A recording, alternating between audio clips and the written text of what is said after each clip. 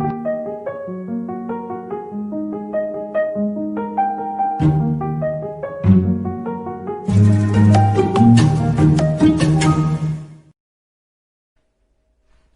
I'm Chris Sirico from Verizon. Welcome to our Small Business Webinar Series. Thanks for being here today. Now, with all of our webinars, we aim to bring you the latest insights on finding success for your small business by hosting industry experts with innovative and inspiring ideas. Our guest today is Peter Shankman. He's an entrepreneur, best-selling author, and the host of the #1 podcast on ADHD, Faster Than Normal. He's helped businesses around the world radically improve their customer service, embrace neurodiversity, and see the upsides of ADHD.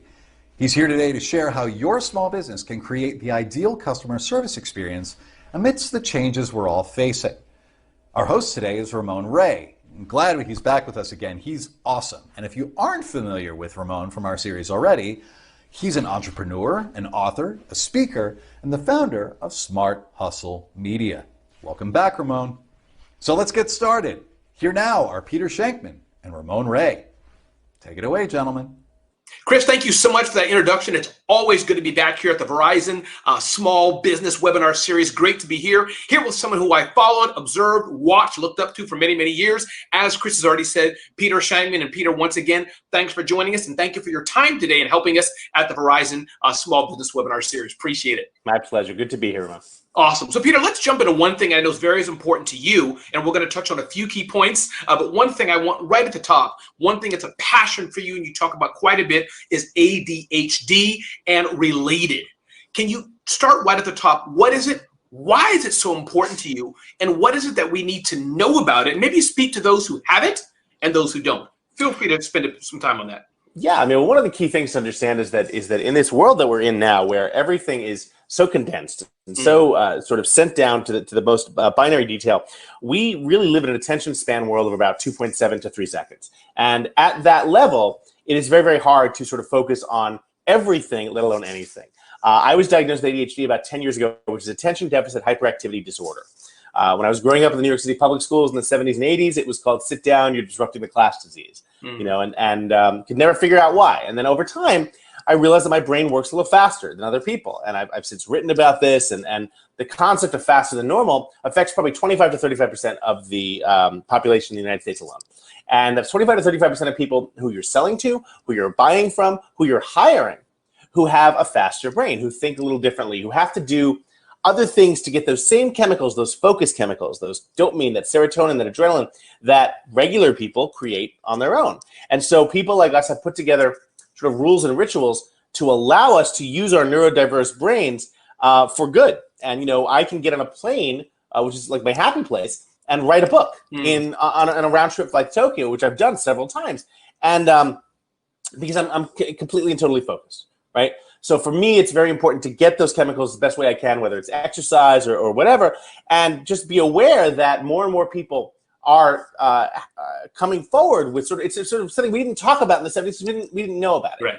But now it's very popular, and people understand it and say, hey, it's not necessarily a disability. It's a great advantage if you know how to use it. Yeah, and that's a powerful thing. I just want to underline it for those listening, maybe the parents listening and struggling a bit. I think it's interesting what you said, Peter, and I think now the world is more awoke and aware, but many times in the past, as you've already said, 10 years, 20 years, whatever it could be, oh, it's a disability, stick this kid in the closet. I don't know why it is. Maybe just that's the final question on this, Peter. It seems like so many of the successful people in the world have some form of ADHD. All the charts, many others, so that's ironic that this is an asset. It's very true. The reason they do is because when you have ADHD, you learn at a very early age that your brain is different, and you embrace that. And so thinking differently for someone like me or someone else with ADHD, Dave Needleman of JetBlue, Keith Crouch, who founded DocuSign, Joe DeSena, who started the Spartan Race, all these people have this different brain, and they've embraced that difference. And they say, you know what?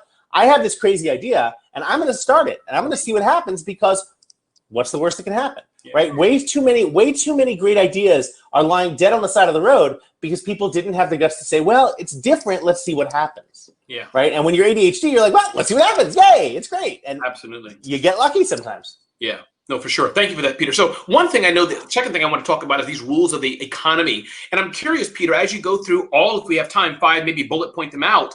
Is this something that was like a post-COVID, now that we're all shelter in place, we have to pay attention to? Or is this something, Peter, that's good today, was good 5 years ago, and we just keep doing as we hear these? I'm curious the context, as you share these key rules of the economy. So it's not so much post-COVID, although that helps. Okay. So here's the basic premise. The customer experience in any capacity over the past 50 years has gone from relatively okay to pretty much horrible. If you think about the last time you were on a plane, right? Think about the last time you had a customer interaction, right? Probably wasn't great. People are getting shot right now because they're not wearing masks, right? Or because they refuse to wear masks. Yeah. It's a crazy, crazy time out there. And so people expect the bar for any customer interaction, customer experience to be unbelievably low to begin with. If that's where the bar is, as a small business owner, you have a tremendous opportunity in that I don't need you to be great. I don't even need you to be good. I need you to be a little less worse than your competitors. And that sounds funny and it sounds crazy, but let's face it, that's pretty much where we are. Which is sad, kind of ish. It is sad, but it's a phenomenal win for people like who like us who run small businesses. If my expectation of taking a flight is that I'm going to have to spend 3 hours going through TSA and I'm going to get pulled over for the body cavity search and by the time I get to my flight, they're going to have given away my first class seat. I'm going to be sitting next to the bathroom in the back. If I just have a normal experience, which is that I get on the plane, everything's fine, we take off on time and land on time, I'm going to consider that the greatest flight ever, right? Because of where my expectations were. So when your expectations are so incredibly low as a customer, then the experience doesn't need to be amazing. I always tell the joke about the two guys who are running in the woods. They're on a trail run and they see a bear and they say, "Oh my goodness, it's a bear! What are we going to do?" And the first guy tightens his running shoes. And the second guy says, "What are you doing? You can't outrun a bear." And the first guy says, "No, I just need to outrun you." Yes. Right? But it's very, very true. I don't need you to be phenomenal. I need you to walk on fire. I don't need you to spend millions of dollars on customer experience or customer service. I need you to smile. I need you to smile. I need you to show empathy, especially in a post-COVID world where no one knows what the heck is going on any given day. Yeah. The easiest thing in the world is to show empathy and say, "Hey, we are all in this together. How can I help you?" No, I think that's powerful. And I'm curious, Peter, I want to push back a bit. I can hear the Verizon Small Business webinar, people listening and scrambling and screaming at Peter right now. It seems, Peter, and I say this half tongue in cheek, that this is something only large businesses can attain. They have the funds, the resources, they can do all the fancy training. They can spend the famous, Ritz-Carlton example, spend $2,000. $2,500 per day. Yeah. And it's entirely, business do that, Peter? It's entirely inaccurate. That's only for business. Here's why. Small businesses, if you are a person who owns, let's say, a business where you employ 10 people, 20 people, 30 people, chances are you're the one hiring them. If you're the one hiring them, you have to become a better hirer. Hire people who understand people. Hire people who have empathy. You can teach anyone how to make hospital corners on a hotel bedroom. You can teach anyone how to sweep a floor. You can teach anyone how to make a pasta dish. You can't teach empathy. Hire people who love people and hire people who have empathy already. They will do everything you want. And the nice thing about that is that winds up bringing you, you get the customers you want by being amazing to the customers you have. And when that amazing bar is so low, it doesn't have to be that amazing, right? I talk about the M&M experience. I've shared this in the past. Every time I get on a flight, and before lockdown, before this whole nightmare, I used to travel about 250,000 miles a year. And I would not get on a plane without a 2-pound bag of M&Ms. Didn't matter if I was flying to Boston or Bangkok. I was bringing a 2-pound bag of M&Ms in every flight. I walk onto the plane, I give it to the lead flight attendant. And I say, "Hey, this is for you. Enjoy the flight. You got to share them with your coworkers." And you could watch sort of the 5 stages of M&M's disbelief, right? What is it? Because if I ask for the lead flight attendant, the first thing they think is, "Oh God, he wants to speak to the manager," type thing, right? I'm that. What did I do wrong? How did I screw up? Exactly. So I walk like, "Hi, you lead? Okay, this is for you. You have to share with your coworkers. Have a good day." And I walk to my seat. And I turn around and I watch them. There's like, chocolate, and they're like amazed. And so what happens? They wind up bringing that chocolate to all their coworkers, right? Now everyone else is boarding the flight, and they're boarding the flight from a happier place. They're very happy. Everyone's cheerful. Everyone's happy. What did it cost me? It cost me $10 to elevate the flight experience for 300 people, right?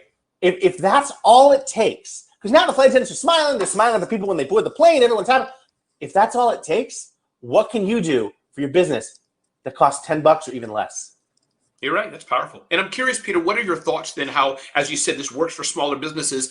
We hired the right person. Can you help us judge the aspect between I'm dealing with inventory, taxes, COVID, my personal life, and all this, and yet Peter's saying to hire the right person, which is part of it, but also how do we, I guess, the common thing is that the owner cares most, is what I'm trying to say. The owner cares most about their business. What some things have you seen, tips, people you advise with how to keep extending that and reminding your team, hey, listen, let's keep at it. Let's smile at the very least. It has to come from top down. There's no question about it. If you run a business and you're miserable and all you care about is the dollar and you're not pushing for customer experience, your employees aren't going to follow you. They're going to try to be empathetic and try to do the right thing, but when they see that they're not getting any support from management, they're going to go away, and they're eventually going to leave and find a company that does work. The greatest thing in the world is to treat your employees so well that they don't want to leave. Wow. Right?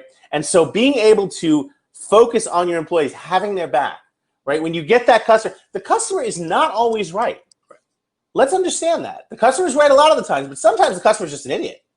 And at that point, you have to back your employees. And I will never forget, I was running a PR firm probably 20 years ago, and one of my employees was being harassed by one of the clients. And we all went out to dinner, and he was just kind of, and by the time dinner was over, before it even ended, I said, just want to let you know this is the last meal we're having. I'm resigning this account in the morning. I said, well, you're giving away all that money. What? You wouldn't do that. I'm like, actually, I would. You've been nothing but horrible to my employees, and that's not how I run a business. And it was liberating. But that employee, to this day, if I had a project, I could hire her in 30 seconds. Yeah. Right. So it's powerful. It doesn't take much. Yeah. It just takes being a little better and having the back of your employees. And just to give you an opportunity to even package this, because I think it's so powerful underline, we've all heard so many times incorrectly, Peter, that the customer's always right. The customer's always right. To have great customer service, they're always right. They spit in your face. They did something wrong. Smile and keep gritting and bearing it. What I'm hearing you saying, you already said it, but I want to repeat it. You're saying don't do that. That it's your employee, your team, who you may put a little higher if they're in the right than the customer. Is that what I'm hearing, Peter? Yeah. Now that being said, if you screw up or the employee screws up, by all means, fix it. Make the customer number one. Make them happy. But don't do it at the expense of the employee. I tell every employee who ever works for me that they will never get fired if they make a mistake. They'll get fired if I teach them the right way to do it and they say they got it and they don't have it.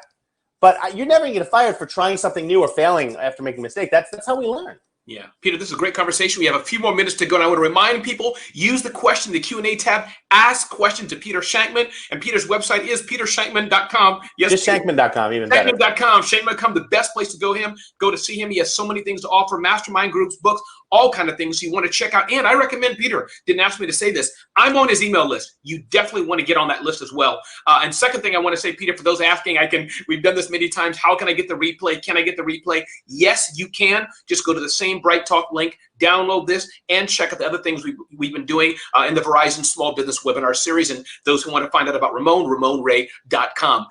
Peter, let's move on. This has been great about customer experience, customer service, and I hope people are asking, in fact, they are, Peter, many questions. Speed is very important. You've hinted on this at the beginning of our conversation. Let's touch on that one more time. For the smaller businesses out there, why is speed important? How do we do it? And maybe first, Peter, what does it mean? So we are being bombarded with information. Back in the 50s, we had approximately a 5-minute attention span when it came to learning something new. Okay. If we saw an advertisements in the 50s, right, were usually a minute long, if not a minute 30, if not 2 minutes. Wow. Right? Can you imagine sitting through a 2-minute advertisement now while you're trying to watch something on Netflix? You go crazy, right? In the 80s, that dropped to about 30 seconds, right, 45 seconds for an ad, and actually MTV coined the term the 3-minute attention span because a music video is roughly 3 minutes. Right. Currently today, it's about 2.7 seconds.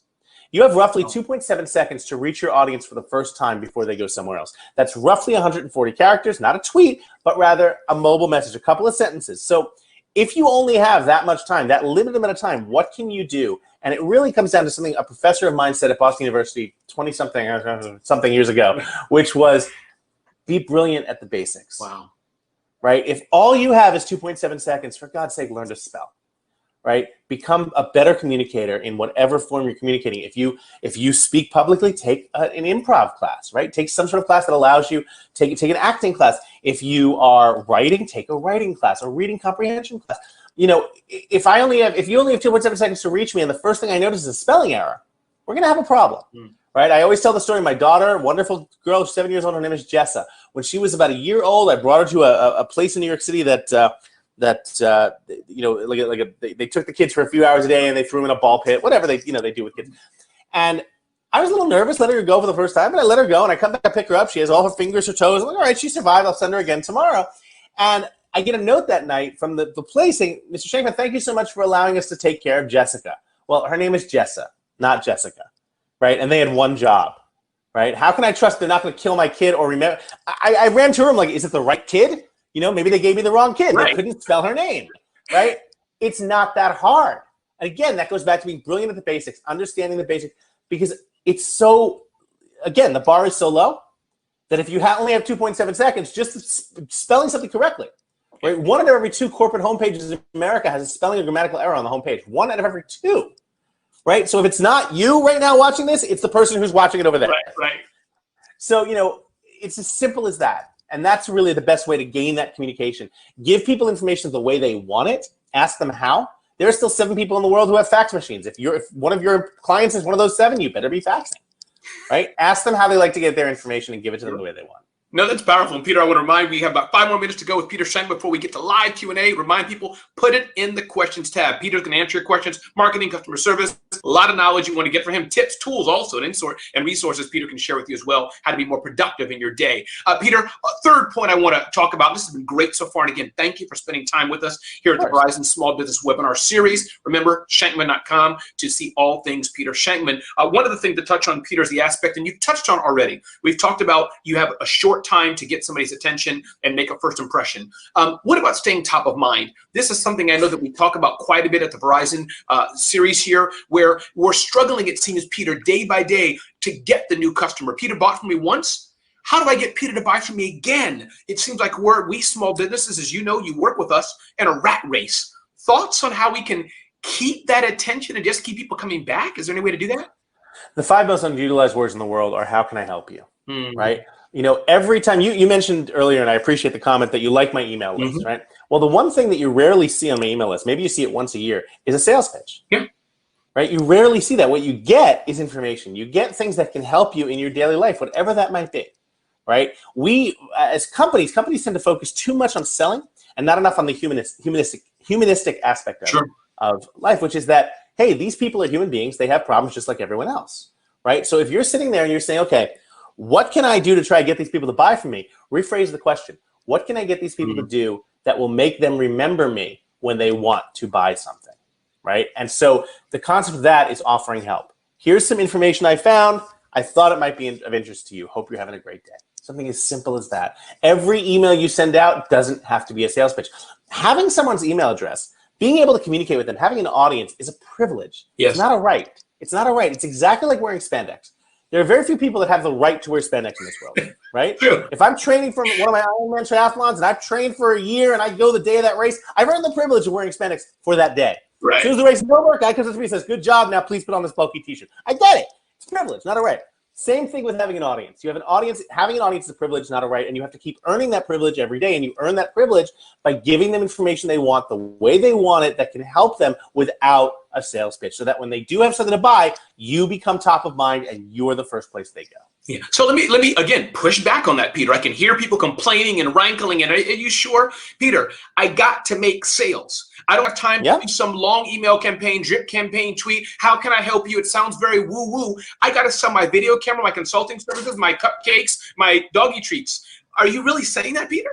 Would you rather that it become a 3 to 4 email process, or would you rather sell them so hard in the first email that you lose 40% of your subscribers? When you have an email list, that's all you got, baby.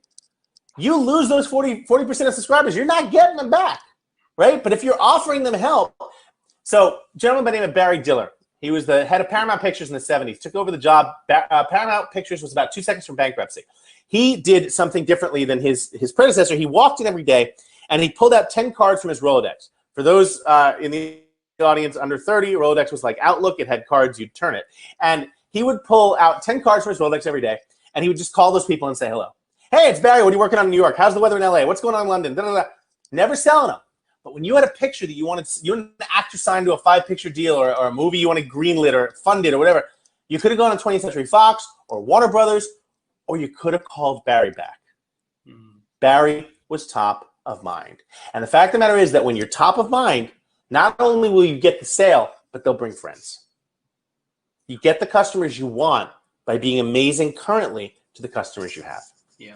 No, you're right, Peter. And I think that it's interesting. I think this is the long game we're talking about. Not too long, sales will come. But I think, just to repeat what you said, which is genius, you can sell hard, and I'm sure 1 or 2 will buy, or whatever the percentage. But it seems like I'm saying if you have that smile, the gentle touch, and education, all the things we've talked about so far, it's the long-term play, but it seems the more profitable play in the end. Does that sound about fair? Not only is it more profitable, but you have a 2.5 times more. Your audience is 2.5 times more likely to buy when they remember you as opposed to when they feel like they're being forced. Yeah. That's a huge number. Yeah, that is true. That is powerful. Peter, I know you have an amazing Shankman group and et cetera. What are some of the things you've learned from that group? If you could distill us in the years you've had it, what are some common themes, common challenges that you see maybe, or some common tips that you're always telling? Anything we can learn from that, what you're seeing, because you're seeing a microcosm of hundreds, thousands of small business owners every quarter, every month, every year. What are you seeing? I think one of the best things that I've learned is that you need, as a small business owner, the only people you can really complain to are other small business owners, right? Your employees are never really going to understand what you're going through. And so because of that, have a tribe, right? It doesn't have to be mine. Shankman is a great group, but have a tribe. Have a group of people who are there and who you can vent to. Have someone who you love, who also does what you do, right? And I'm very fortunate that I do. And if they don't, make sure that you have someone, make sure the person you do have understands that, yeah, you don't have a normal 9 to 5, and you don't get to come home and pretend that work doesn't exist until tomorrow morning. But then also have an accountability process, right? Have an accountability process so that when you say, okay, I got to get this sales presentation done by Thursday, you actually get it done by Thursday. And then the final thing I would add, and this is probably the most important, your longest project in the world, the project you work the longest on is not your business. That's right. It's yourself.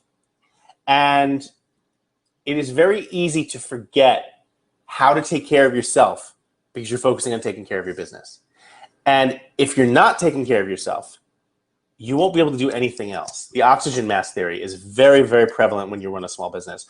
I don't know what it looks like to go out at night at 9 p.m., not just because I have a daughter and I'm a single dad, but I don't know because I'm usually asleep by 9 p.m. because I know that if I need to take care of myself and want to be my best, I have to exercise first thing in the morning. And the only time I can do that is before my daughter wakes up. So I'm on my Peloton at 4 a.m., right? Or I'm lifting in my living room at 5 a.m. because that is the only time I have to do it. But I know it makes me a better person, right? And it also gives me an excuse for the time that I do devour an entire pizza, right? So take care of yourself, eat a vegetable once in a while, drink a lot of water, and everything else will fall into place. Well, Peter, that is genius. With that, I'm so excited. Peter, are you ready to take questions? I am. Let's take some questions. Let's do it. Here we go.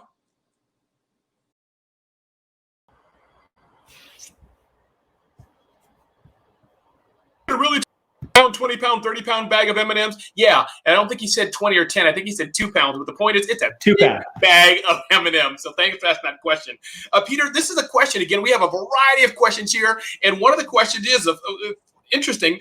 Peter, how do you shake off pesky customers? Customers come in and they're not being so nice. They're being a bit gnarly. What's that balance between shaking them off and kind of moving on? But you need that sale. Any further thoughts on that?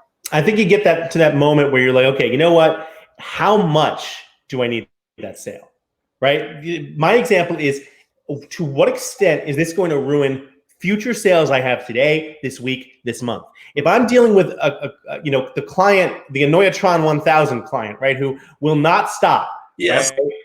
If I have to deal with his or her BS for 2 hours to make one sale, how many other sales could I have made during that time? More importantly, what kind of mood am I going to be in when I'm done with that client, right? And am I going to be sitting there for the next 3 hours, 5 hours, 2 days in a bad mood from that experience? And if so, how much is that going to cost me? And every single time, it's more than I would have gotten had I just made the sale. So there are times when it's actually more profitable to turn down a sale. Yeah, great question. We have another related question, Peter. I'm going to throw you all the hard questions about masks. And the question here, and for those who are listening, just to be very clear, this is not a political issue. I know that customers who are Democrat, Republican, whatever, this issue of wear masks, don't wear masks, I just want to fully clarify that for Verizon. We're not getting into politics at all here. But Peter, you have people who come into your retail store, don't wear masks. The law says wear one. Any thoughts, just to take it a bit further, ideas like how do you speak to somebody, whether it's an old lady that can't wear it or a young person? You get my point. Any thoughts that you've seen or best practices for the mask issue? Somebody's irate and doesn't want to wear it. What do we do, Peter? I mean, I think first of all, you have to say it's amazing that we're having this conversation, right? Yep. You know, the cool thing about science is that science really doesn't give a damn about your opinion. Right. Right. That's the awesome thing about science, that science is a proven series of facts, right? And so my logic behind that is the same logic I have if I were to dump a customer, which is that you have the right to act whichever way you want. That's the beauty of the country in which we live. We have the right to act whichever way we want. But with that right comes responsibilities and the situational awareness of what could happen if you act that way. You know, I have a right to go out and, you know, strip naked and scream in the streets and stop traffic, but I'm probably going to get taken in for a psych evaluation. That's the result of that, right? So my basic premise is this. Here's how my store works. Yes. Here are the things that I need you to do to be in my store.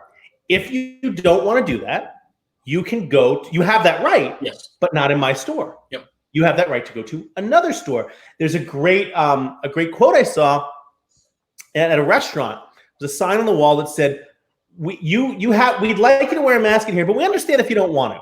You should also keep in mind that, you know, we like our employees to you know, it's kind of the law for them to wash their hands when they're done in the bathroom, but, you know, look, they have freedom of choice. Yeah. Right. And so if they don't wash their hands and some of whatever they had in their hands gets in your food, you know, you understand. It's, right. You got to make that point. But at the end of the day, this is science. And this not only affects me as a business owner, it affects my kid. It affects my parents. Yeah. And I think what I'm hearing you say, Peter, is what I think most people are going to be reasonable. I think what I'm hearing also is explain it. And at the end of the day, one thing to not do, tell me if you think I'm right, Peter, is to get into an argument and yell about whatever the situation is. Because that you'll always lose and be on the wrong end of whatever. Again, I go back to how I talk to my daughter. Yeah. Right. Honey, I need you to clean up your room. Why? Because it's dirty and we're going to clean it up now. Yep. Smiling face. No, that's it. End of discussion. I'm big. You are small. I win. Right. Same thing when you're talking to people of that nature. You don't have to wear a mask, but you're going to wear one in the store. If you don't want to, go to another store. Have a good day. Peter, let's talk to that exasperated business owner. We have a question in here, and I can hear their frustration in their voice. Peter, I'm trying to run a business. I'm trying to get an efficient team. We're just getting up into hiring, Peter. Can you underline again, Peter, this aspect of customer experience, customer service? It's like I can hear kind of the frustration. They're just trying to build their little business, and Peter's saying, focus on the customer. Help for them. What do you tell Jenny or Bob, or whoever's asking this great question? Well, the customer is the one at the end of the day who's going to build your business, right? Not you. What you do is going to help build your business, but the customer is the one spending the money. Yeah. One piece of advice that I always like to give people who are in the process of hiring, don't have them come in and sit in your office for a boring interview like everyone else. When they show up, I call it pulling an Aaron Sorkin. You ever watch The Newsroom or The West Wing? Everything they do is a walk and talk, right? They might have these long 7-minute, one camera shot walk and talks, but they're brilliant television. Do the same thing. Take the customer, or take the potential employee, throw in a couple of masks, walk to the corner Starbucks, walk to the corner diner, whatever, grab a cup of coffee, walk around and talk with them, but watch them. See how they engage with the person making the coffee. See how they engage when someone's on their phone walking directly towards them and doesn't get out of their way, right? They say, excuse me, or they go, yo, move. You know, look at them in, I call it the sort of natural environment, right? We go to zoos to watch animals in their natural environment. Put people in their natural environment. Everyone, when they're being interviewed, is on their best behavior. Yep. Put them in the street. See how they're doing. That'll give you an idea of whether or not A, you want to work with them, their style, and B, do they have empathy? Do they have that empathy for their fellow human being, which is what is going to help you grow your business. Yeah, you're so right, Peter, because when Peter Shankman's interviewing you and you're, yes, Mr. Shankman, him, versus when he said, not real. Go out with my friends or just go out for a few hours. A little different game. Well, and that's another thing. The majority of my interviews take place super, super early. Yeah. Right? Because my logic is if you want to meet me and pick my brain, I have a responsibility to give back. I will. But we're doing it at 5:30 in the morning during a run or during a cycling class because 99% of it's great Darwinism. 99% of the people won't meet with me. The 0.5% that is willing to get up that early tells me that they have what it takes right off the bat. Yeah, that's for sure. And listen, I will say that we have some questions here. Somebody asked about Verizon and customer service and all that. Listen, from my experience, Verizon has outstanding customer service. Sometimes things happen. Things drop through the cracks. So I will say to you people on there, if you want to email me directly, I'm happy to help facilitate, Ramon@smarthustle.com, or reach out to our team in the chat. They will get to you. But again, we're here to help customers. Those of you who are talking about your phones and things like that, we love you too, and we'll do our best to help you. So feel free to reach out to me directly, and I'm happy to help that as best I can. Peter, somebody asked about attention, and referring back to what you created some years ago, help a reporter out. Any idea? This is very broad. I don't know if you want to give a scenario for retail, non-retail, but what are 2 or 3 or 4 simple things we can do to get attention for our business as we're all trying to scramble to get people to buy from us? General thoughts on that? Yeah, I mean, from a PR perspective, the key to getting great PR is thinking like a reporter, not like someone who wants great PR, right? Reporters today are doing 10 times more with 5 times less, right? The reporters who are lucky enough to still have a job are now covering 3, 4, 5, 6 beats at the same time, right? So instead of pitching and saying, hey, my company's great, you should write about us, no one's going to listen. No one's going to believe that. Again, it goes back to what we said earlier. No one believes how great you are when you're the one who has to tell them. So what can you do instead to help the reporter? You can offer the reporter help. Understanding that the reporter has so much on his plate or her plate, craft a story idea. Instead of saying, my company is doing really well during the pandemic because we do X, talk to a couple of your competitors and say, hey, look, I'm going to pitch a story to the media about our industry, right? And I know we're competitors, but today we're going to work together. Give me a couple of examples about how things are working for you. We're all doing really well in this industry. Let's pitch a story about our industry to the reporter. A reporter is 100 times more likely to bite on that because it's like, oh, wow, in the midst of all this, nightmare that's going on with COVID and everything, here's a good story about some good stuff that's coming out of it, whatever it is. But instead of saying, look how great we are, it's look what's happening in this industry. This is an interesting story for your readers. At the end of the day, if you make the reporter happy, you're going to be happy by default. Yeah, you're right, Peter. And I think, what do you think about this? My thinking sometimes, and I've gotten caught up in this, this magazine did Barack Obama on the cover. They did Mark Zuckerberg. Facebook changed the logo. They wrote about them. They should write about my bagel shop. I changed my logo. So is that right, Peter? We get caught up. These people are not us. You might have the best bagels in the world, right? But, the difference between you and Facebook is about 6.7 billion people. That's right. Right? Not dissing those bagels. I'm sure they're amazing. Yes. Right? I'm an everything with cream cheese and lox guy, but you have to look at the bigger picture. So instead of saying, hey, I want to be on the cover of Forbes, start saying, hey, in the midst of a pandemic, I find the bagel sales are up because people need comfort food. There's a pitch. Wow, that is genius. We should have another session called Pitch Peter. And people are asking, how do I join Peter's email list and things like this? 2 things I'll just say. One, for those who are asking about how to get this replay, just remember the same link you went to, Bright Talk link. Bright Talk has all your information. You can see the archives in there. We are here to serve you. So check out this presentation if you came in late and other ones we've given in the Verizon Small Business Webinar Series. For Peter's email list, very simple. And other things he's doing, Shankman.com. Number of resources he has. I've been on his list and affiliated with things Peter's been doing for years. You will enjoy it. So just check that out, Shankman.com. Best place to go for all things Peter Shankman. Another question here, Peter, which is pretty interesting, is that people, again, keep asking about tips for their business and things of this nature. What things can we do that are different, maybe, Peter? Like you talked about, just be one better. And again, these are general questions, I know, but I know you can handle it. Any thoughts where, let's say we're an accounting firm. Let's take that example. Any ideas for how do we get one better? Because as you said, every accounting firm has a website. Every accounting firm can give you, water in the office. How do we start to think even generally of how to do just a bit better? Again, let's look at the concept of empathy. Okay. Right? Imagine, during these crazy times, I have a phenomenal accountant. I've been using him for 20 years. Within 3 days of the government offering the small business loans and all that, my guy called me out of the blue, said, hey, FYI, you can get stimulus money if you need it, but I don't think you need it. And since you don't actually need it, you probably shouldn't take it. It's going to be a pain in the butt. It's a lot of red tape. If you don't need it, don't bother taking it. I wouldn't have known that. Yep. Right? He didn't charge me for that. It was just, he's like, hey, let me call my clients. My financial advisor, the one who handles my retirement money and everything. He's like, he's smart enough to understand me where if I want to invest in something, me and my ADHD, if I want to invest in something, I'm gonna mortgage the house. He's like, you've already done it. We're not going to do that. So what he does is he keeps a little bit of money, not a lot, a very little bit, in an account for me. And he says, this is your playground. You can play with this money, right? We're not touching your retirement. We're not. And so he caters to me and gives me that ability to take those chances on a much smaller scale because he's taking the time to get to know me. Yeah. The simple act of getting to know your clients and your customers, maybe one of your accounting clients is a fisherman, right? So maybe the premise of you subscribe to a fishing magazine, what it costs you $12 a year, but now you're knowledgeable. Yeah. And now the next time you talk to him, you know a little bit about what he loves, and that's going to go a long way towards driving that passion. Yeah. Any different advice, Peter, for those who are launching a business in COVID? If it's the same advice, we can move on to another question. But I'm curious, number of people are launching businesses like today, like last week. You know, maybe they signed contracts before and they had no choice to start, or they're just starting. And we're happy for you, by the way. Thoughts on a particular this time to be careful of or to do that you're seeing in this time where, you know, airlines are down, we're sheltering in place, you got to wear masks? Any broad level ideas that come to mind? Great movie in the 80s called Say Anything. And John Cusack, the girl he's in love with, comes back to him. And John Cusack says, I just need to know, are you back with me because you needed someone or because you needed me? Right? It's a really powerful question. Ask the same thing. Are you starting a business because it's your passion and this is the right time to do it, or because you have no choice? If it's because you have no choice, you're not going to love it. Make sure that the business you're starting you absolutely love. And then when you start it, you're not afraid to pour your heart into it. Right. And as you're building it and as it's growing and as you're doing those things, you know, everything you do becomes that business, and understand that there are going to be good days and bad days. Yeah. Right. You know, everyone's like, oh my God, you have such a great life. You're having so much fun. I'm like, because I only share the good stuff. Yeah. I'm not going to waste your time and talk to you about my incredibly crap day yesterday and how I wound up, you know, having to go out for a second and third bike ride because I was so angry. No, I'm going to talk to you about the good stuff. You know, be aware that you're going to have bad days, and make sure you have a tribe of people to talk to about those bad days, so it doesn't always sit there and affect you, because you're going to have great days. Yeah.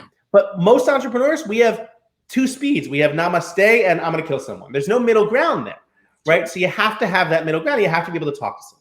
And Peter, I'm glad you brought that. I want to echo that to all the people who say similar things to me, because as you know, Peter, I'm publicly and I am privately to an upbeat person, happy person. But I just because you said it, I was always wondering why people say that. But thank you for sharing about myself. Even I don't go around telling people all the bad things I'm going through with my family or things are happening. That's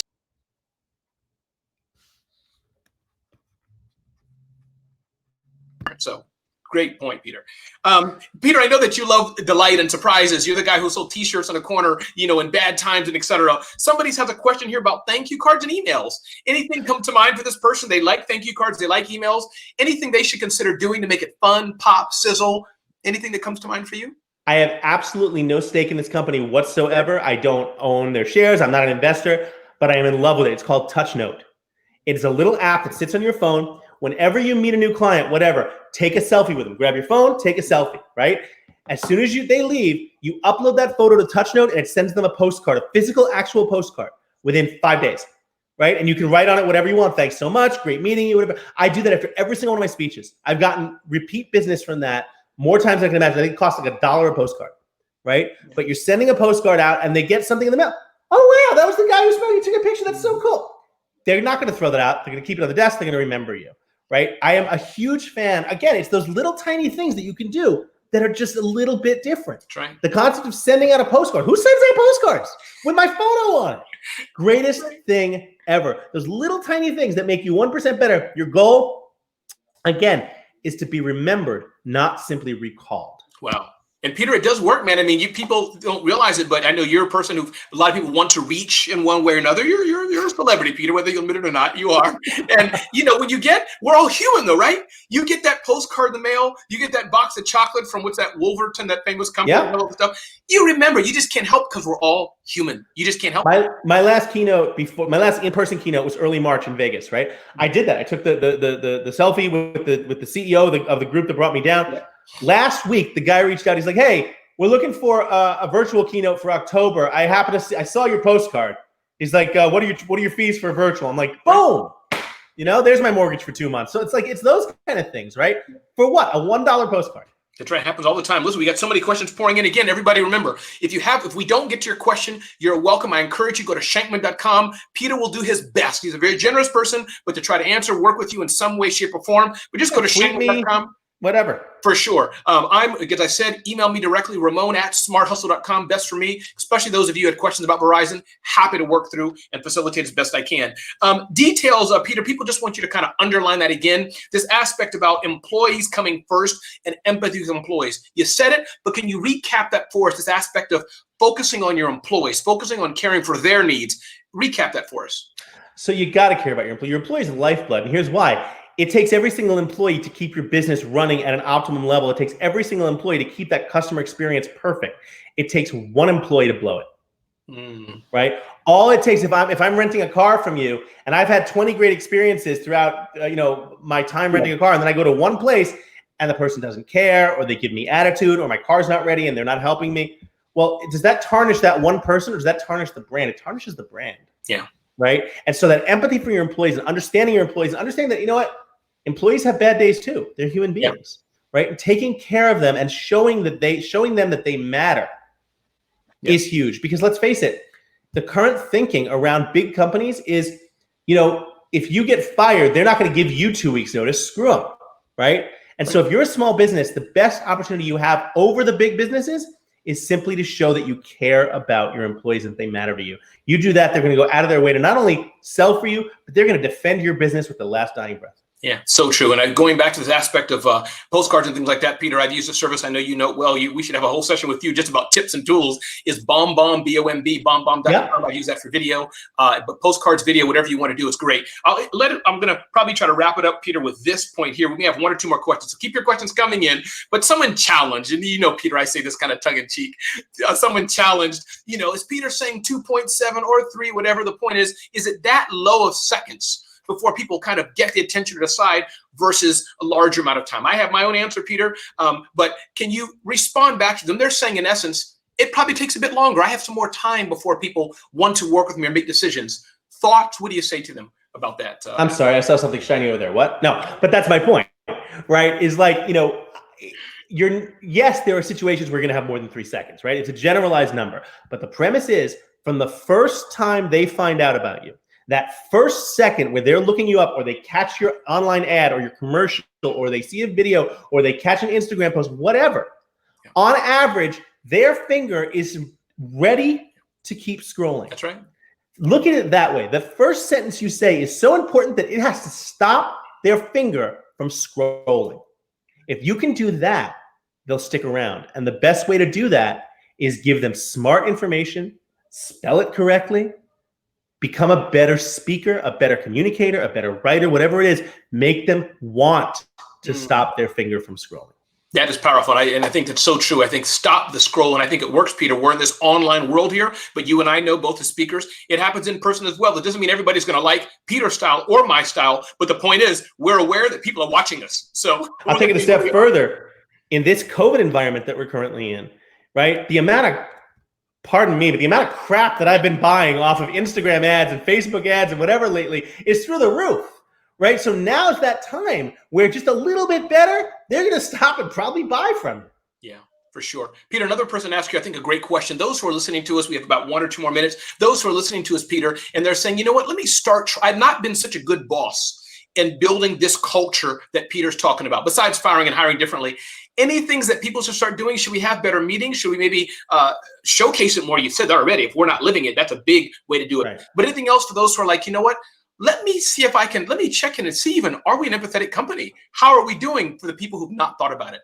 Thoughts on that, Peter? One of the best pieces of advice I ever got, again, it's you want to do things for your employees that create dopamine. Dopamine is the focus chemical. It's the happy chemical. It's the same chemical we get when we eat a lot of chocolate, right? If you can do things that create dopamine, you will have a better employee group and they'll have better employee morale. Simple things like don't hold sit-down meetings. If you can have walking meetings, do those. Yeah. Right? Try to keep your meetings at 20 minutes. Anything more than 20 minutes, people start to fade, right? No one has ever gotten fired for bringing in a dozen donuts every once in a while. No one has ever been told they're a horrible boss because they ordered pizza for the staff on a random Tuesday. That's right. And the little tiny things you could do, it doesn't cost a lot, doesn't take a lot, but it'll earn you a fortune in response and in result. Peter, I know we could go on, you and I, for the next hour, but Peter, no question. Thank you so much for having us. Remember, ladies and gentlemen, go see Peter's information at Shankman.com, Shankman.com. Join his email list. I'm RamonRay.com, and we're going to hear a final message from Verizon before we close this session out. And that's all for today's webinar. Thank you so much, Peter and Ramon, for sharing inspiring and unique ideas for how small businesses can take their customer experiences to the next level and evolve for today's business environment. Now, in the Attachments tab, you'll see that I'm sharing a link and some information from today. And you can check out all the other webinars in this series on our Bright Talk channel page. Be sure to tune in to our next webinar on Tuesday, August 18th with Marie Smith to see how you can take your small business and help it shine and stand out with Facebook and Instagram stories. So I hope you'll join us again on August 18th and for all the events in our Small Business Webinar series. Thanks again for joining us. We'll see you soon.